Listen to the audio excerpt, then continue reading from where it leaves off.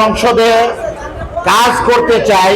সেইটার জন্য আজকে আপনারা যদি মনে করে আমাকে আপনাদের খাদিম হিসাবে কাজ করার জন্য, রাজনীতিতে আমি বেগম খালেদা জিয়া এবং তারেক রহমানের পাশে কাজ করতেছি, আমি এখন চাচ্ছি আপনাদের সমস্যাগুলি, আপনাদের পাশে থাকার জন্য আজকের এই মত বিনিময় করা।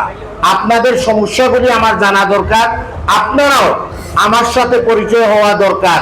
তাহলে আমরা ওপেন ডোর যেটাকে বলা হয়, সব সময় দরজা খোলা থাকবে আপনাদের সমস্যাগুলি আমার শোনার জন্য।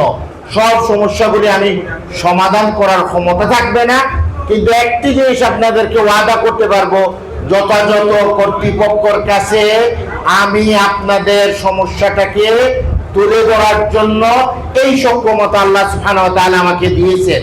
এইটার কারণটা হলো আমার প্রিয় নেত্রী বেগম খালেদা জিয়া এবং জনাব তারেক রহমান আমাকে ওনার উপদেষ্টা হিসেবে, যেহেতু ওনারা আমাকে দায়িত্ব দিয়ে আপনাদের সাথে আমার পরিচয় হওয়া দরকার ছিল, আজকের এই মত বিনিময়ের মাধ্যমে আপনাদের এই দরজাটা ওপেন হলো।